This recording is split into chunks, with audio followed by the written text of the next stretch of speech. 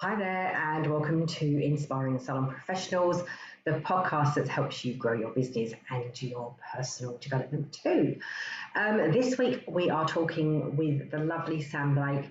I met Sam first of all at the beginning of the pandemic last year, and we've done a few things over that time together, and have been working towards the same cause at all times. Really, Sam is very, very dedicated to health and safety, and is currently focusing quite heavily on self-care and welfare for your team. So we are going to be talking about that this week. Also, I'm sure we'll be touching on the fact that we have Omicron amongst us and what that means for your business. I know that Sam gets a lot of questions around how to deal with ventilation and many, many other things and different protocols. So we'll try and cover as much as we possibly can. And I will see you on the other side of the interview, and I'll hand over to myself and Sam now. Thanks a lot. Okay, so you're joining us with Sam Blake this afternoon, and Sam is from Safer Salon.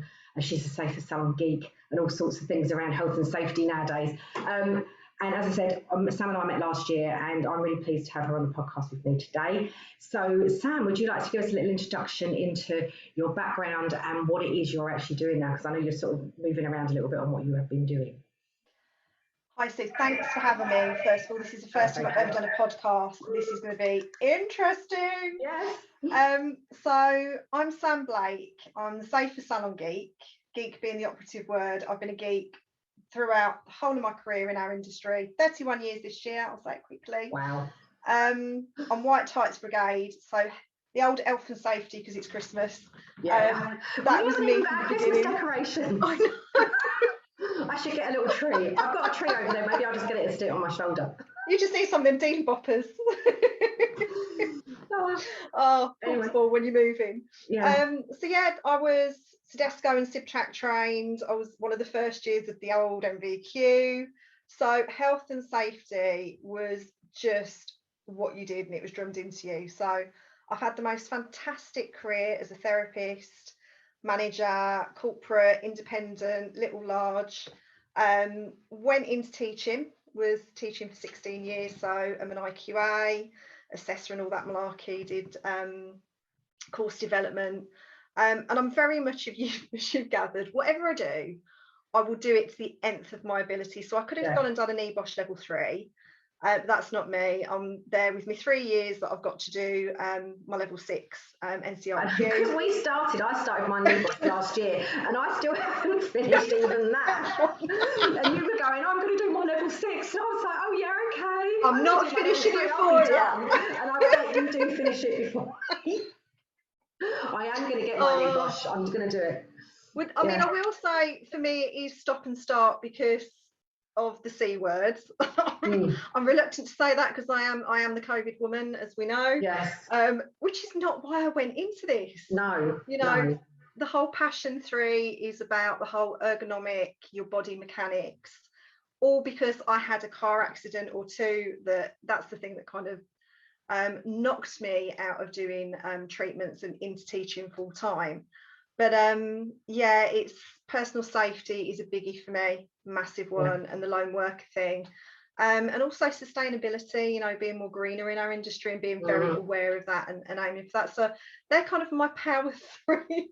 Not infection control. Not COVID. But it is, I think. But when we first met last year, I think must have been in Marion Newman's group, in Maggie's chat show, on Facebook. And there was the hopefully inimitable Maskgate scenarios that were going on, and it was truly horrendous, wasn't it? And I think we were all so concerned and so worried and stressed, and what was going to happen to our businesses. And I know that there was lots of people, yourself included, that stepped up, and we all kind of did our bit for the industry. And for you became like the mask person, the COVID person. And I just became the person that did like a video, and then got roped into the Federation of Nail Professionals. And here we are today. Yeah. But do you know what? For all the negativity, I think our community, our industry, it's just shown the metal of what we're made of, hasn't it? Absolutely. And just that camaraderie and collaboration over competition, and just really getting some good change going in our industry. So I think that's a good thing. Yeah, there was so much positive that came out of that, and I know, and it was a horrendous time for all of us on so many different levels, but there was, just the understanding of health and safety for you must be quite a big factor, because before that there wasn't that many professionals that were taking health and safety that seriously. Teaching privately and sort of visiting local salons and things, and doing a bit of support work, and just seeing that Barbicide wasn't being changed on the side, just small things like that. That's what started me juices going, and thinking, well, who's actually doing this from an educational standpoint in industry? I mean, look, when I was looking at something different to do, I've got a dog grooming course, I've got carpentry, and I've got health and safety. So and then you finished with carpentry. Yeah. The three things that I want to do before I retire. And I just thought, well, health and safety, that will be a good niche to get into, and I can still teach and do what I do. Who knew? Yeah, is all I'll say. But I think there's certain sectors within the personal care sector and CAM sector. So I'm going to include the CAM sector in this, because that's what I serve as well. And as we know, it all goes down to your education, what education you've had, the depth of it, the quality of it, and who's taught you. And I think that has definitely shown quite loudly over the pandemic, of a level of fear and not quite knowing where to go or what to do with things. And I think it does show, those of us that have had good educational input could understand more of what was going on. We understood how it would impact our businesses. We understood how it's going to impact our teams, and we were able to perhaps react with less fear, maybe. Yeah. Because I think that was it. It wasn't that there was no fear. But there was less fear. And I know going back that first day, no matter how much I'd prepped and I bought my autoclave and I had visors and masks and gloves coming out of every orifice, really. But the going back on that first day, I can remember driving to work and having a really bad anxiety waiting to go in, and I know I wasn't alone, and I got home that night and I was in pieces, and even though I knew that relatively I'd done everything I possibly could to mitigate every circumstance, but and even just using that word mitigation, and the term to mitigate, that level of language was never really used in our industry previously. It wasn't commonplace. And now it is, which is a good thing, because we do need to understand what mitigation is and risk assessments and all of that kind of stuff. I think the two words that strike fear, and the dog started to snore, it's going to be one of them. Oh, is it going to be one of them? Psychic, she's going to get louder. Just in case Trev starts snoring, because he's home. Because he probably will, he's gone to sleep. Well, the two words that don't tend to have sort of resonated through is due diligence, and that goes from your insurance and your patch testing right the way through to your risk assessments. And the key thing, I think, as well for me, that hasn't been hammered home enough is your policies and your risk assessments. And whether that's your booking and cancellation policy, or whether that's your COSH policy or your stress related policy if you've got a team, it's things that have been possibly brushed over a little bit beforehand, that unless you've actually gone into business, and even now we know, that's why there's so many tremendous coaches within our industry, that the business side of what we do is the afterthought sometimes, and health and safety gets lumped in with that, doesn't it? And I think we do. And I think, because what we do is provide I can't speak today. What we do is we provide practical services generally. We don't provide written services for our clients or anything like that. We don't provide, to all intents and purposes, to the outside world. We don't provide an academic business. No. We're not that business model, and we aren't office based or whatever. So people expect us to put our hands on them and do something. Yeah. And within that isn't necessarily seen as having a health and safety impact. Exactly. Yeah. Exactly. But it is. So And just today I've been brooding on something that I saw this morning, and which I'm not going to go into because I don't want to get into a whole drama on Facebook. But I was quite concerned this morning by something I saw and was just like, wow. And it is just like that complete lack of recognition that there's health and safety implication. And it still isn't there in so many ways. The rhetoric was very much, I need to see somebody visiting my business to tell me that I'm either doing the right thing or what are they going to do? They're going to come in and find me. Yeah. That to me shows a lack of regard actually for their clients. That the first and foremost is what I'm going to try and get away with not doing because there's no consequence. Yeah. Without actually fully understanding that the consequence could be something happens to the client can prove it. Then what have you got? Your insurance company are going to turn around and say, no, we're not covering you for that when they investigate, and then you're left with a personal claim. Yeah. And so again, that can cost you your home. Exactly. That lack of actual understanding of if I don't do what is expected, and again the whole thing with its guidance. Yeah. My world, you do, and I've said it all the way through, you do as good as or better than any guidance that you're ever given, because the core fundamental of health and safety is to keep people safer. Yeah. Can't always keep people as safe as you'd like, but it's about keeping people safer, and that goes for your community, for me as well, that if you're the business who is quite complacent about it, then you're there within your community as a business. It only takes one client, whether that's a poor set of brows or somebody saying I caught COVID at. Yeah. But it's not always about the legal implication, it's about that ripple effect of it is, or even I've just had one spring to mind with me. I had a client many years ago came into me for, I think she was coming for a set of lashes, and she'd been to have a facial the night before, and as she laid down, I'd done all her consult with her. She didn't declare anything on her consultation. She laid down and she said, oh, by the way, I went to have a facial last night, and I think it's probably okay, but the therapist had impetigo. And I was like, no, seriously, why are you in my salon? Would you like to leave now? And she's like, no, but it's fine. She washed her hands. I said, yeah, and then she sat over your face with her face. Yeah, but she's had it for a couple of weeks and she's not infectious now. Well, did she still have redness on her face and was it still inflamed? Yeah.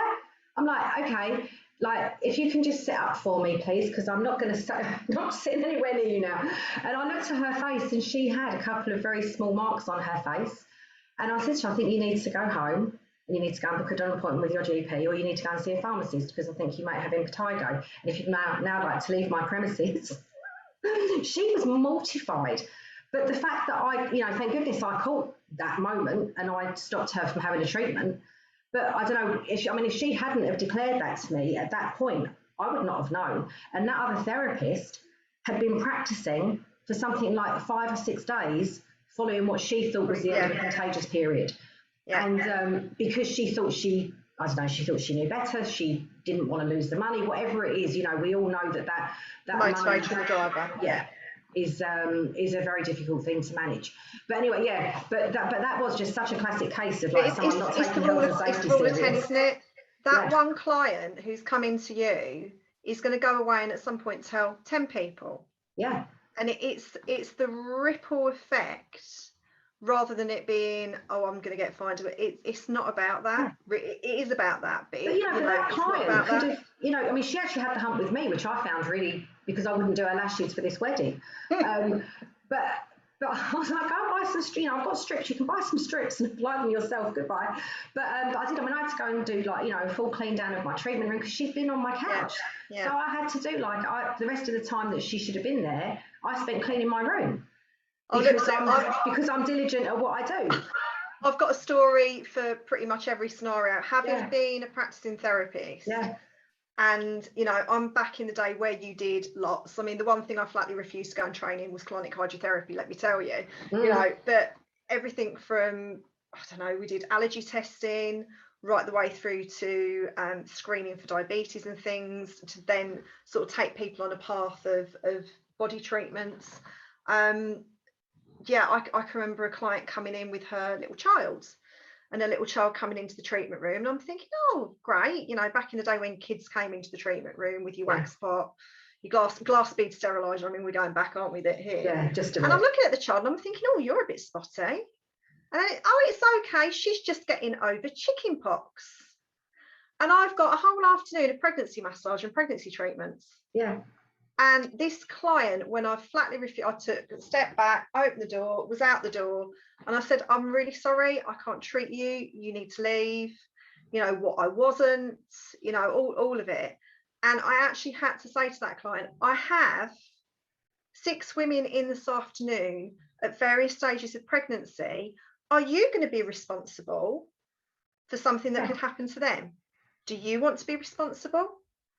No, this is it, and to a degree, it isn't down to our clients, is it? I mean, it is about the messaging that we put out as business owners, and as you know, whether you're a single solopreneur or whether you've got whether you've got 6 salons that you manage, the messaging that you put out should be that any infection that you have, and it doesn't matter if it is chickenpox in your house, or if it is impetigo, or if it's COVID, or whatever it may be, or if it's a common cold, or even the common cold. How many times have we had clients come in with a cold? Oh, I'm just getting over the flu, and I've got to come and treat myself. Would you like to go and wash your hands again soon if you've just done that to your face? You know, it's just like, please go and wash your hands. Have some sanitizer. And this is it. And I mean, we were saying about this before we started recording, weren't we, about that whole thing of, you know, about Omicron and the changes that we, you know, are there, you know, really and truly, there are no changes we should be making, because we should be working at our highest level anyway. I think the thing that I want to really push is that client journey. You know, coaches will talk about it, you'll talk about it from a marketing PR point of view, but your customer journey for health and safety is paramount, because it is the only way that you can eliminate, because we can't eliminate COVID, but we can eliminate the person coming into our business and putting our business and ourselves and our other clients at risk. But your pre-screening and your pre-medical screening even, and it's something like when I say this to a nail tech or a waxpert, or oh, well, I'll do a consultation when they come in. And I'm like, no. If you start on your customer journey of the main generic general lines of questioning, and it is completely legitimate to send out a little pre-screen. Think about when you go to the dentist. You know, what you get we used there. to do it in my salon, and we used to send out a consultation form by email for them to complete before they arrived. You're eliminating that need and necessity to turn someone away and have that awkwardness, and potentially that disgruntled client because they've made the trip to you. And again, if you haven't had the business background that you and I have had, or you haven't had that training within, how are you meant to know? You've got to fall into the right group, let's call it, on Facebook. And it isn't that classic, you don't know what you don't know. Yeah, 100%. So I think the first thing that I would say to anybody listening to this is review your customer journey, review your website, your communication on there. And I'm not talking just about the C word, because no, because it doesn't, you know, and really, and to a degree, we have to kind of normalise COVID a little bit, because you know, we are in the midst of we're going to be living with it, a ravaging variant at the moment. But nothing really should change. Our protocols should remain the same, and because we should be operating at a high level anyway. So we shouldn't be needing to change anything. You know, most of us have never dropped the masks, most of us have never dropped the hand washing, most of us have never dropped the sanitizer, the ventilation, all the other stuff that goes with it. And complacency is where it goes all wrong. So again, in my other world, we talk about human factors, but we're talking about oil rigs and you know, places like Porton Down and computer chip factories and all sorts of things. But it's the same for us, that human factor, that negligence, because it is negligence. If you completely disregard guidance, you are being negligent. And then there's the whole legal thing that can go with that if it is ever proven. And there will be some clients who aren't going to the supermarket, who are doing click and collect, who are keeping to a bubble still. And it only takes, and the probability and likelihood is very low, but it only takes one of them in one salon in the whole of the UK to suddenly go, I got COVID from a salon. You know, the ripple effect from that would be pretty darn catastrophic, really. It is, absolutely. It's such a difficult thing to manage, isn't it? And I think, like we were saying, it doesn't matter what risk it is that's like a health risk that someone can bring into your salon. You know, we need to view all of them in the same way. And they may all have slightly different connotations, and some might be airborne, some may be like surface, and there's lots of different ways that things can be transmitted.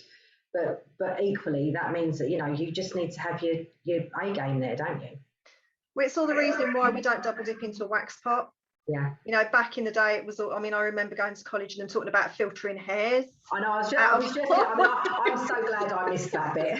I'm so glad I missed that, because I never had to do it. But I can remember, I know I've trained therapists over the years and I know therapists that have done that, and I can't think of anything more disgusting. But I think it's a really good analogy. It's such a good analogy, because if you think that was what I've been qualified, 31 years. So yeah, in that length of time, look at how far we've come with the tech that we use, with the products that we use, with the level of hygiene. You know, gone are the days that I used to call them the cat sunbed, you know, the UV cabinets. They're null and void now. And, you know, your autoclave had to be, you know, like a massive, a lot of pressure cooker type. And then we've got the lovely little drawer ones now. So that thing with how the industry evolves and how our level has to evolve. You know, the sort of precedent's been set of, we know what best practice is now. We really do know what best practice is. It is, because we're verging on clinical in most of what we do. You know, and I think that we have to remember, you know, it might be that we're just touching someone's hair, it might be that we're just touching someone's nails, but fundamentally we are touching sources of disease and infection. It's like, you know, we could get anything. But, you know, and it isn't, we know one thing I've considered many times over the years, and especially when I started waxing, more, I don't know why more so when I started, I suppose because of the potential of like blood spores and stuff, but I can remember sitting and having a conversation with my GP about getting a Hep B, because it's, you know, we really do need to consider the fact that we are working, and especially with things like intimate waxing, we are working in areas that generally only medics and nurses get involved in. And we are touching those areas.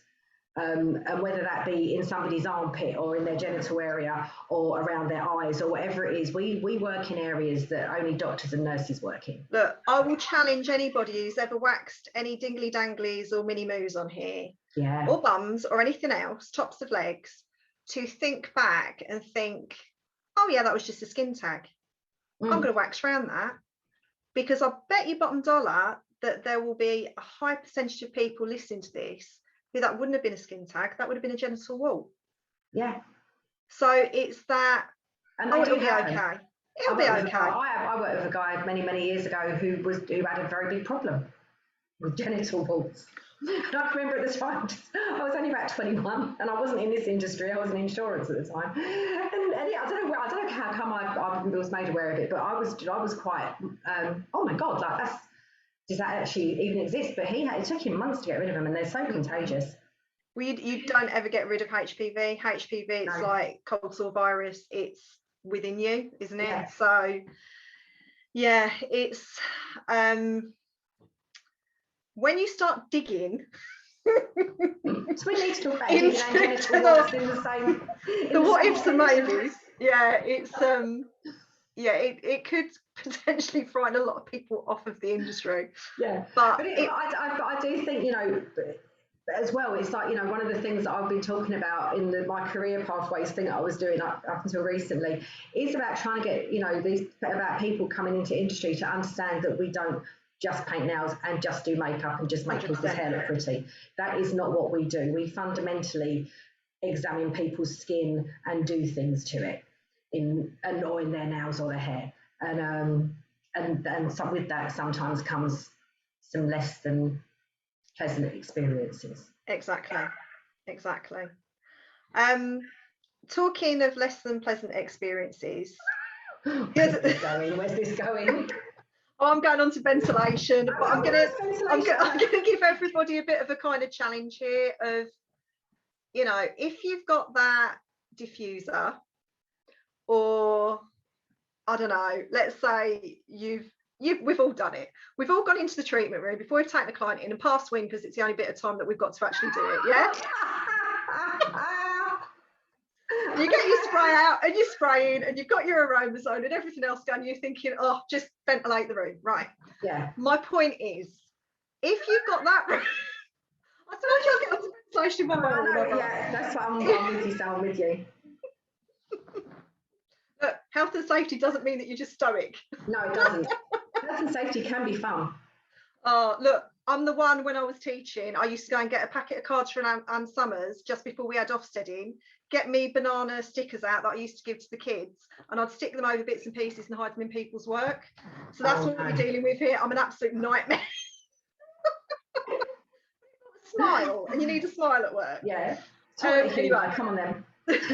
So you're in your treatment room, and you're, you know, the room that you get hot in, the room that you get a headache in, the room that smells linger, the room that you will put your aroma zone in as you're doing the treatment, and you'll have the door open and you'll go out and you'll have lunch and the smell's still in there. That's your room that you really need to focus on the ventilation. So the rule of thumb from the government for home is 10 minutes every hour. Realistically, the level of air exchange you should get in a room that we're working in is kind of 7 to 8 times, really depending on the sort of size of space. But you're not going to be sitting doing a facial or doing a massage with the window open at one end of the salon or the window in your room for the whole of the service, because we're in winter. Yeah. So it's about that balance of considering, I call them your red zones, and thinking, okay, so 15 minutes, I'm going to have a cup of tea and I'm going to be doing my clean down. What I also need to be doing is I need to be opening all my doors and all my windows, because I'm not going to have anybody in the salon at that point. We're going to take a break. And I know this for a lot of people is going to sound really unrealistic. Yeah. And I've run a business. I've run several businesses. I've run it independent and corporate. But if you're talking about real proper mitigation, then once or twice a day to do this, you're keeping your workforce safe and you're keeping your clients safer. Because that air purging, and yourself. Exactly. Yeah. Oh no, we're business owners. We don't think of ourselves. No, we don't think of ourselves. We do need to do this. We need to, you know, we're part of it too. Exactly. Yeah. You need to, I call it purging. You need to purge the space. That air exchange, it's like the old-fashioned air, and like my mother will say, open all the windows and the doors, I want to air the house. Yeah. It's exactly the same thing. You don't have to have everything wide open. You can have cracks. You know, it depends on your building. If you're in a newer building, you're kind of stuffed because you've got all the regs that it's there to kind of keep the temperature in. Yeah. So in that instance, you need to be thinking about how often you're opening your doors. You can open your fire door as long as you've got somebody standing there, you know, and making sure that it's closed and everything afterwards, just to get that airflow through when you're purging. So no, you haven't got to sit with everything wide open, but it's even that door. I remember it, there's a treatment room that comes to mind, and I used to feel ill by the end of the day. I'd be in there and there'd just be no air exchange. If the salon owner had just shaved a little bit off the bottom of that door, I would have got some air exchange through. That's all it would have taken, something simple. So that's actually quite reasonably practical to do. And if you're in an old building like my salon was, then you've got lots of air exchange because none of the doors fitted. It was built in 1904 and was, it was gappy. Gappy's good. We like gappy. Yeah, we like gappy nowadays. We do. Yeah. Freezing in the front of the salon all through the winter, but that's, but in today's world, that's a good thing. It's also the home salons who will put the now my brain's gone at this time of day. Oh crikey! To stop the sound. Oh yeah, soundproofing. There we go. Yeah, that doesn't allow for air exchange either. So it's the, can I use fans to air bounce from my front door or my back door or my open window? Not while the client's in, but to get it through and get it bouncing door to door. Another good way is to go outside your salon. and do the wet your finger if it's windy and put your finger up and see what way the air's actually coming towards your building. Yeah. So if I'm doing a safety management system for somebody, I will go to the council and get the plan of the building, and I want to know what the building's made out of and everything else, and I will actually look at the weather charts and have a look at the way that the air flows around the area. Yeah, because it's so important, isn't it, that whole thing, you know, we were talking about this before, and, you know, my salon, I could open up, you know, my salon was one long room really with a couple of rooms off it, and I could open my front door to my back door and I would get the biggest draft. Yeah. And I had one treatment room that was sat to the side that had no windows in, and we had an expel air in there, so we put the expel air on to pull the air through into there, and we could get really, you know, and in that building I could get really good air exchange. But then I've got other people I know who've got salons that have got rooms where there isn't that airflow. It's like basement, upstairs. Yeah. When you're in a building that goes right the way back into the depths. And so many treatment rooms have no windows, you know, they're built within buildings. And so consequently for soundproofing and all sorts of different reasons, they have no windows. So you can't get air exchange in them. Exactly. And it does make this is where air bounce comes in. Yeah. And being smart with it. And I know that I sound like completely over the top of going out and finding what way the wind blows. But if you know what way the wind is blowing, you know what window or what door to keep open longer. Yeah. Because you're going to get more of a blast coming through there. Yeah. So it's that thing of, if you have that type of salon that, you know, isn't wind blowing through and has that capability, then your hygiene level, you've got I call it stepping up, ramping up. So where you'd toodle off to B&M and get your Zoflora, you've now got to consider, actually, I need to use a clinical product. Yeah. So the whole aerosol droplet fomite, it's highly unlikely in our environment that you're going to get fomite like touch surface transmission, but it's still probable, because again, something that I think a lot of people in our industry might not understand is the whole thing to do with the level of infection somebody's got present within them. So that whole day cycle of the viral load ramping up. Yeah. If you are unlucky and have somebody who's on their highest day of viral load, they're asymptomatic and they're shedding, yes, we're wearing face coverings. That's your cherry on top. Yeah. Yeah, it doesn't eliminate it. It does not eliminate it. I need to say that and keep saying that. It's reducing it. It's protecting others. It's not protecting you. Exactly. And the surfaces. Yeah. So it becomes, we're doing our layers, our Swiss cheese effect. We've got all of our different layers of our controls. But that one thing where you've got the product that's not quite strong enough, or you don't leave the product on for its workability time, which is the other thing that I always pick up on. Yeah, I think historically that's been I have to say, I mean, for myself, you know, I've often gone around spraying with disinfectants and wiping straight away. And it wasn't really until COVID that I actually sat and read the instruction, because I'd consider myself someone that took my health and safety quite seriously. But I suppose because indoors, which is most of our experience, you go around with your Dettol spray, you spray white. Look, we're not trained to be cleaners. No. We're trained to be clean, but we're not trained to be cleaners. Again, something else that I'm addressing. So I always think back to my junior days when I was at college in the hair salon.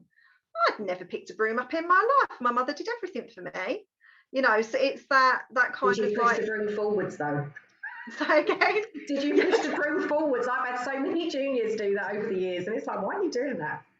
I will admit it. I was the push forwarder. You were. I was. Oh, I didn't know what I was doing with it. I thought you just sat on it at Halloween and flied around the moon. You know, it's just a case of, what do I do with this thing?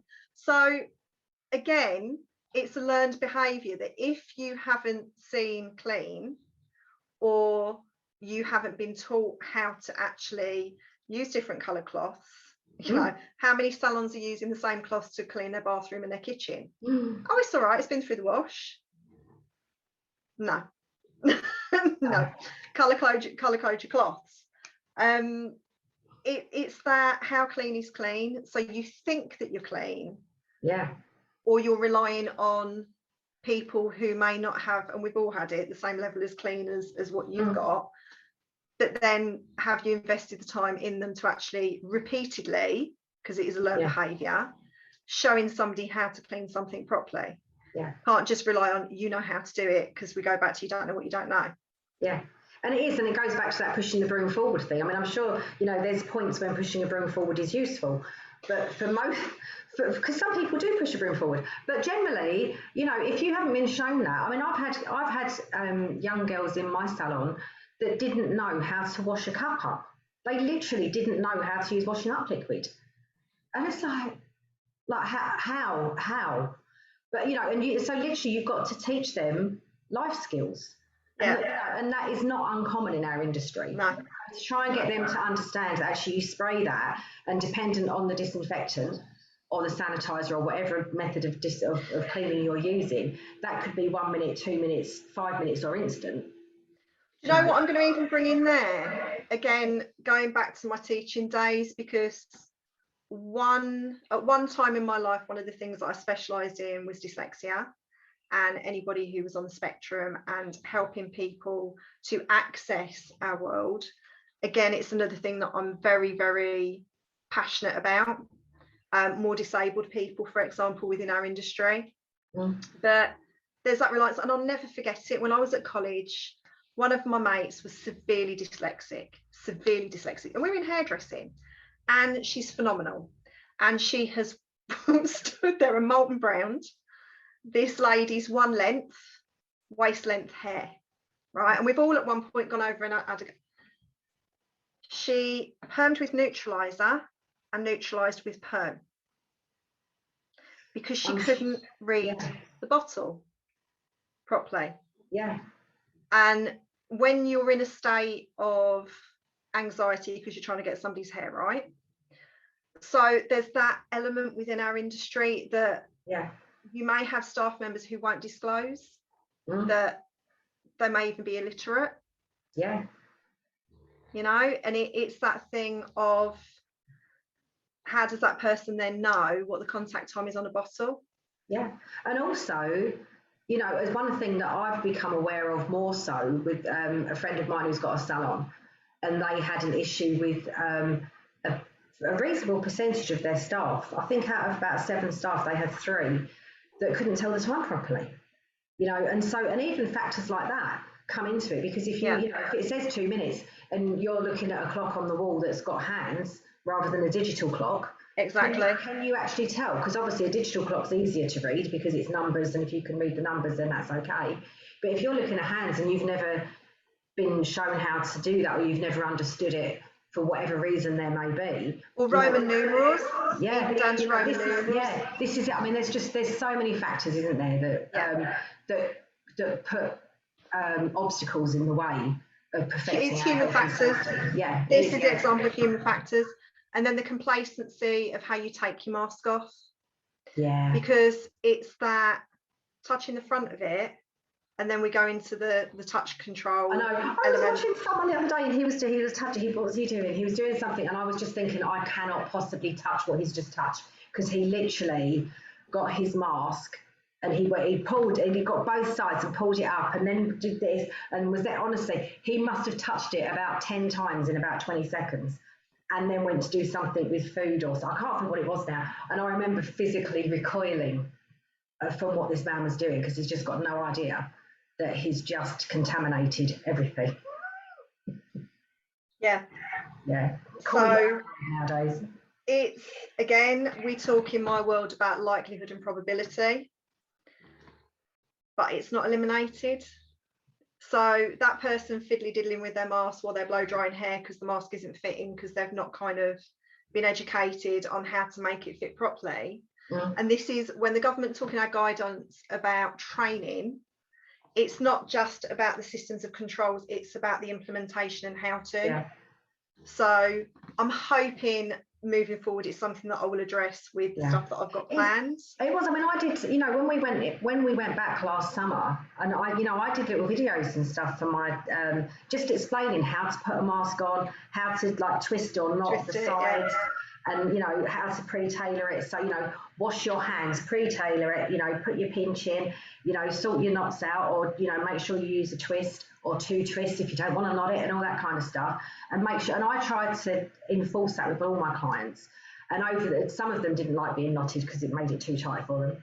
So in the end, after a while, I'll let them do their own, or I'd have a selection of some unknotted and some knotted, so that I could look at their faces and I'd make a generalisation as to whether I thought they needed a larger space or I mean, we're joking about it, but that goes back to the level of customer service and customer care. Yeah, because they don't know what they're doing. You know, they're Joe Public.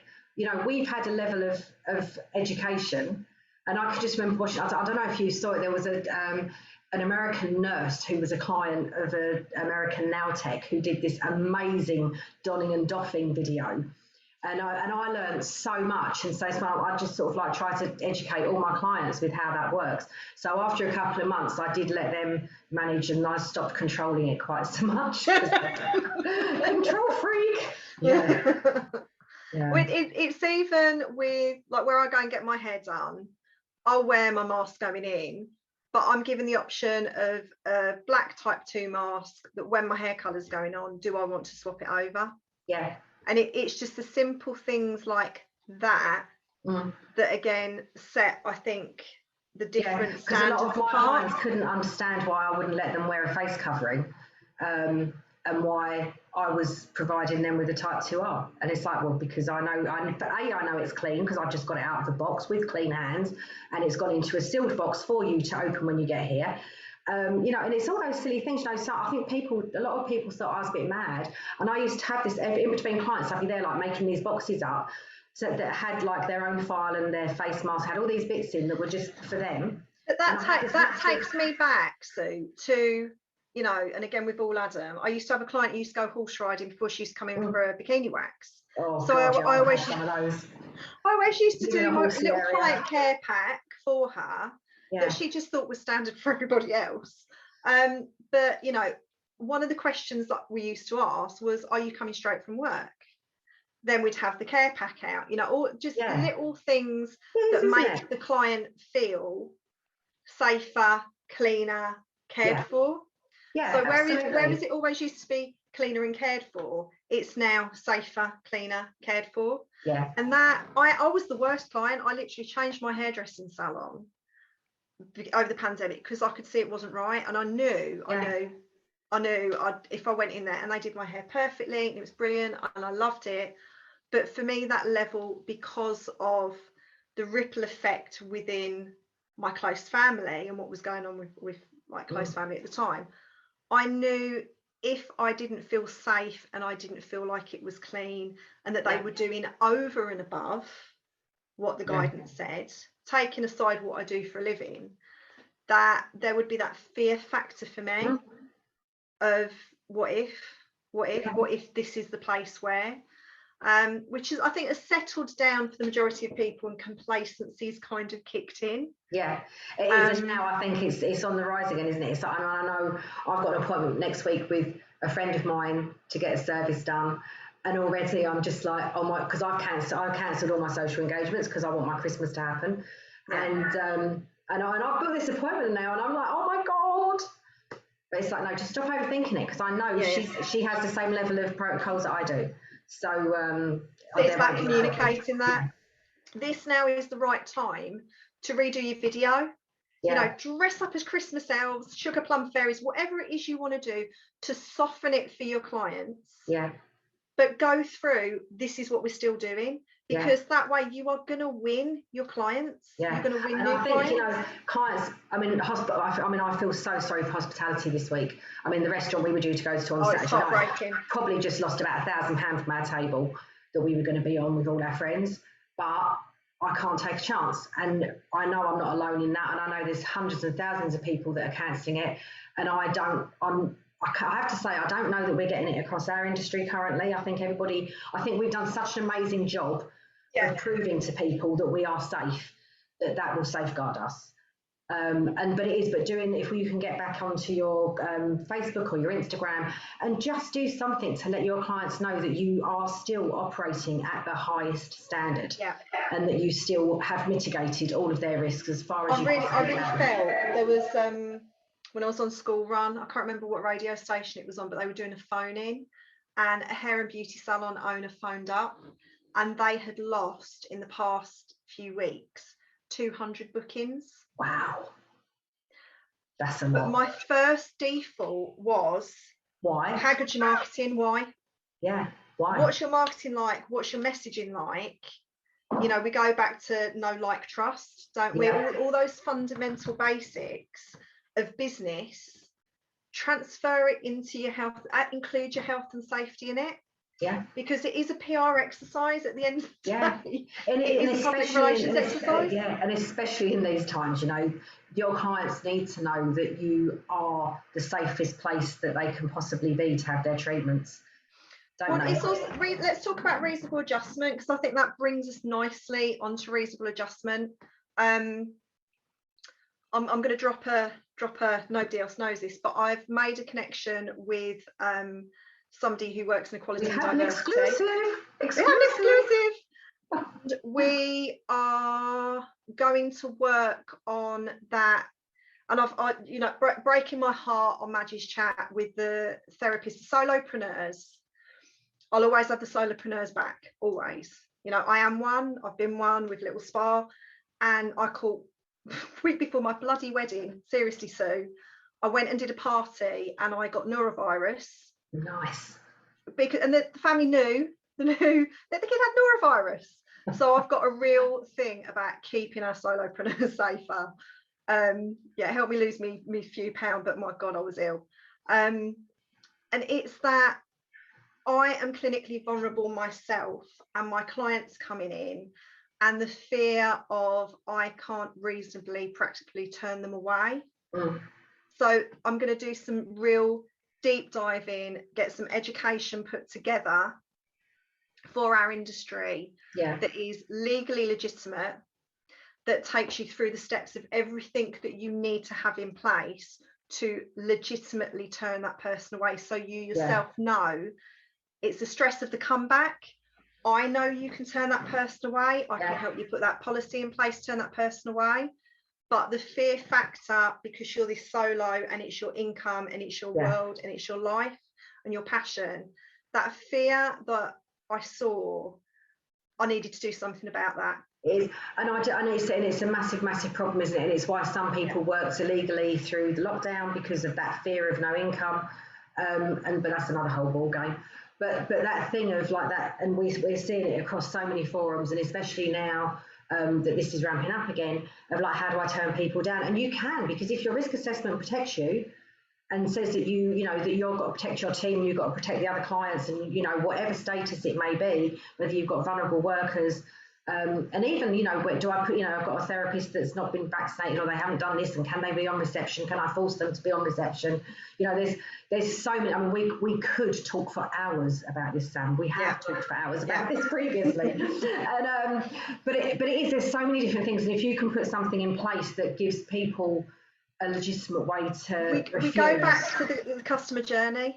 Everything comes back to that discovery moment on your website, on your social media. And if you are vulnerable yourself, then without telling people why, but just communicating that I can't, and this is the reason that I can't, but if you phone me, I can refer you to COVID secure salons who have the same level like me, and making that collaborative connection within your area. Absolutely. It just becomes create the community rather than the competition there. Absolutely. And the thing is as well is that I know with my place, I've had a very large client base of retired ladies, and they all, bar one or two, came back because they knew that they were safe, and they knew that I would allocate them a one-to-one appointment if they needed it, and I put that out there from the beginning. And I think and it was on my website, it was on my social media, and I think, and if you communicate effectively what your tolerances are, is maybe a way of expressing it, of what your tolerances are and what you're able to provide to people, then that should dissuade the people that want to have an argument with you. Because when I write policy, I put wording into my policies that can be lifted out and transferred. Yeah. So it's a case of, I don't just write your risk assessment with what I do. I look at your individual business. Yeah. And to say I look at it microscopically is an understatement of every eventuality for the people that you've got there.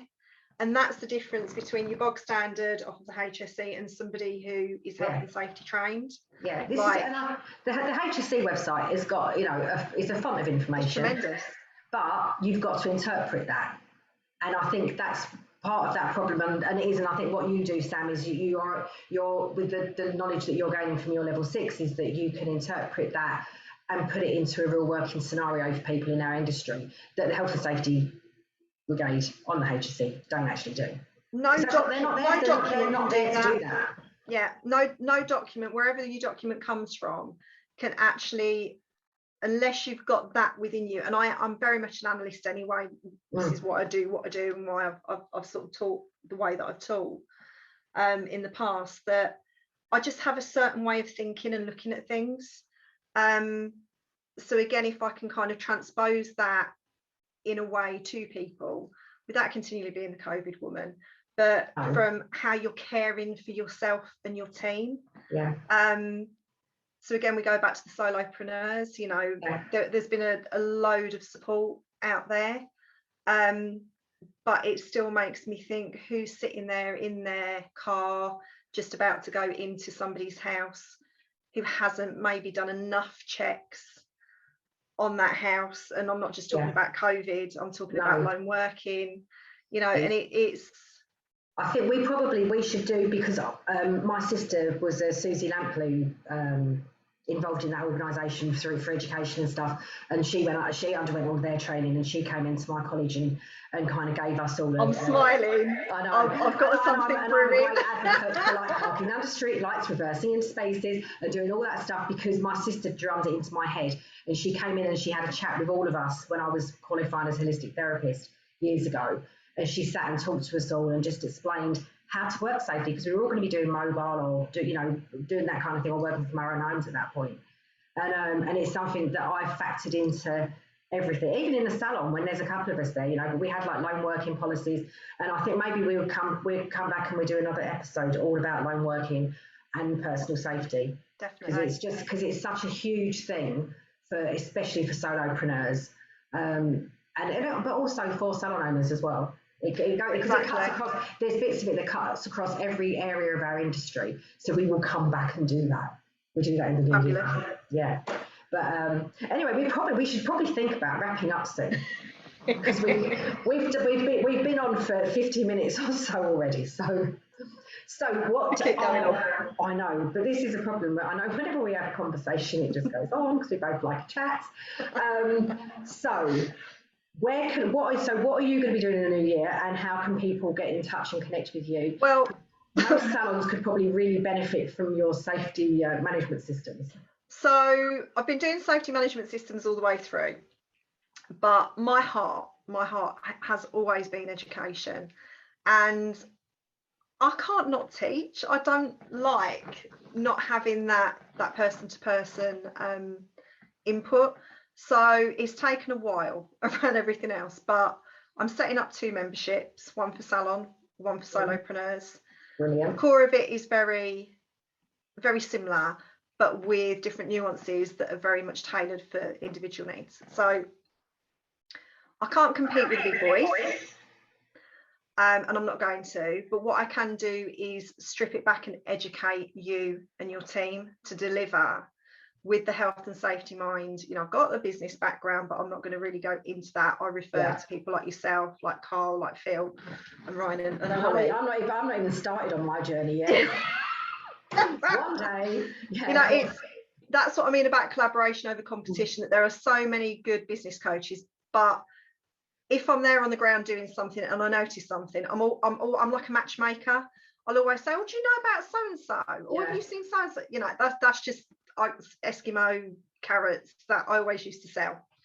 And if I see an opportunity that somebody needs, I will do that. But what I do is I will provide toolboxes. So the no-brainers, I've been there, I've been running a salon, I've been running a column, and you just need somebody to go, there you go, there's some information, deliver that to your team. That's what you need to do. Yeah. So that's what I'm going to provide. So I'm going to do toolboxes for the salons. For the solos, it's going to be more about time where you're communicating with the collective. Yeah. So with other people within the solopreneur membership, where you can talk about business and have more of the guest speaker element, the training element, for the people who kind of want to ramp their business up and do it the right way, and you know, cut the noise that goes on Facebook of the, oh, I did this and I tried this and I did this. I think this will work. Yeah, so much time trying things that don't work for your business because you don't know how to analyze your business. Yeah. So that's where the collective will come in. Yeah. And then online, it will be knowledge drops. So one topic of CPD, where you can basically cherry pick COSH, HPV, more kind of weird and wonderful contraindications that you might not know about. You're going to keep making us think about genital warts, aren't you? Yeah, I know. You've got to think about genital warts at some point, because you've whacked somebody with them, let's face it, and you've not known. I read some really weird stats. I'm so geeky about certain things. But that whole thing came from talking to Sam Marshall way back when, at the beginning of lockdown, when she started on her journey with what she's delivering now, which is just amazing. And we were talking about HIV, and then we started getting onto STIs, and then we started talking about HPV. And yeah, it was just this realization of there's not enough information out there about some weird and wonderful stuff. So yeah, I'll take it by the short and curlies, literally. Yeah, and I'm sure you will. I won't be scared to talk about it. No. What we need though is like honest conversation about some of the stuff that we deal with. Yeah, exactly. So it does make us feel a little bit in the process. Yeah, exactly. But we got to deal with it. Have to deal with it. Exactly. So it's the knowledge drops, the little tidbits of education, and then the programs. So the Safer Salon Champion program will be coming, where you as a salon owner, you're doing enough. So why can't you have a designated member of staff who is your partner in health and safety crime? To, if you're away on holiday, you know you've got it covered, you know, or somebody can fill the paperwork out, update it, and has got that training. The solopreneur program, the Safer Solopreneur program, is like my first baby, along with the memberships. And that is fundamentally about personal safety, financial security and safety, your specific risk assessment for your business. So no, they haven't got the 5 employees. No, they don't have to have it written down.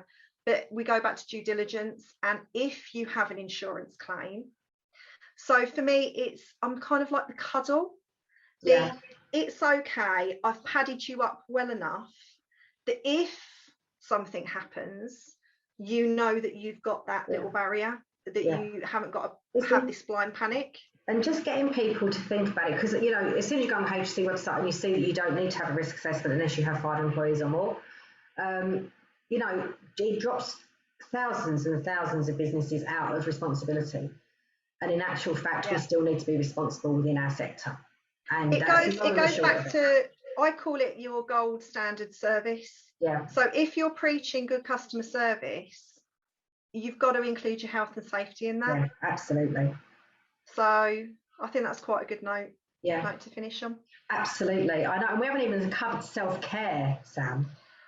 That's another one. I know, but it's been a lovely conversation, and I really hope that people embrace some of the things that we've discussed and can get something very, very useful for it to carry forward into 2022, which is going to be such a good year once we get past this variant. Anyway, I'm going to do my 6 quick questions. I can't say it today. 6 quick questions. God. You've been on the Baileys already, haven't you? I know. Yeah, this Happy is Christmas. actually, yeah, triple vodka and cranberry. Yeah. No, You're it's really drinking not. cold tea. It's Vimto. Oh, nice. Yeah. Anyway, so 6 quick questions, quick answers. The first thing that comes into your head. So, what makes you get out of bed every morning? My daughter. And the dog. Literally dragging you. Oh. Okay. What has been the happiest moment in your career today? Oh.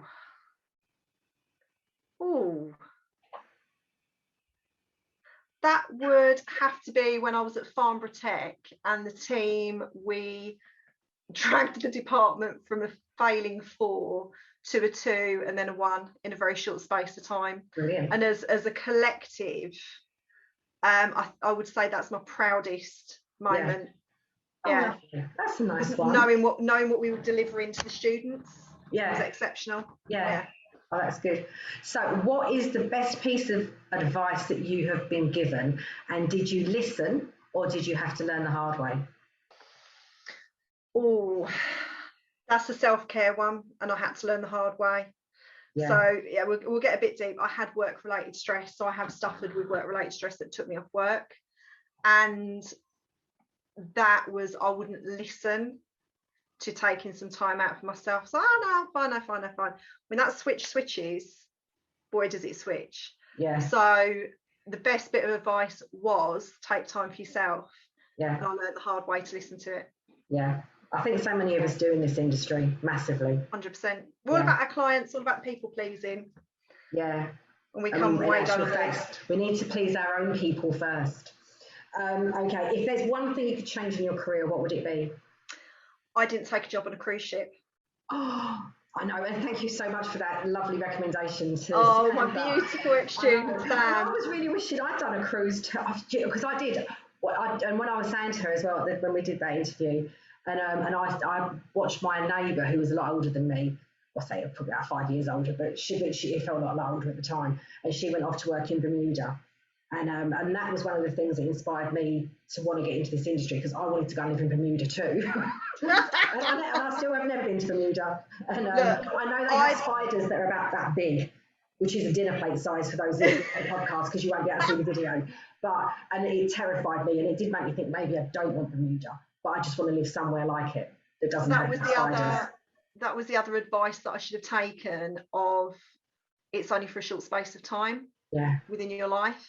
But I was too young and potentially quite naive to kind of consider the implications of it's only 6 months, it's only 12 months. But it feels like a long time when you're young, doesn't it? I mean, like now, it's funny, like now we've sort of, like my business has sold and we've sold the house and we're about to move. I did say to Trev a few months ago, why don't we both go and work on cruise ships? We were watching one of those programs, you know, those like the expensive cruise ship programs. And I was like, we could go and do that. Do you know that? And he went, like, I don't think so. And I was like, no, it'd be amazing, because he's a plumber and building trades. So I said, like, you can go on as like one of the maintenance crew and I can go on as a therapist. We will have an amazing time. And he really wasn't up for it. I was quite disappointed, and I do keep thinking I might actually, maybe, I don't know, because I would love to. Maybe we should go and do it together, Sam. Just take off. We'll go and work for Samantha. Anyway, so digressing massively. So, what person, place, or experience has inspired you most professionally? Person. I can think, this is the thing, I can think of 5 people.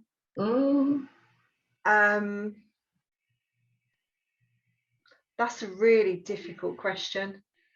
Really difficult. I know. Well, so I put this in because it's all about being inspired, because it's all about inspiring salon professionals. So it's like, what inspires us? If we're trying to inspire others by what we're saying, what inspired us to start with is like what?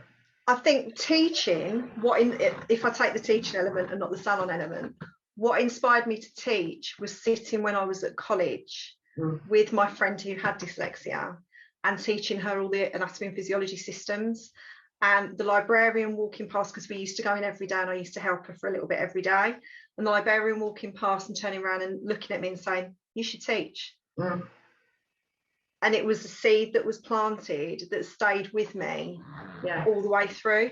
So yeah, I didn't realise it was inspiring at the time. Yeah. But I think if that person hadn't have said that to me, I probably never would have even considered it. Yeah. You just don't know. It is those little moments, isn't it, sometimes, that just give you, that plant that seed that grows into like that humongous great oak tree. Exactly. That gives us the opportunity to do all the wonderful things we've done.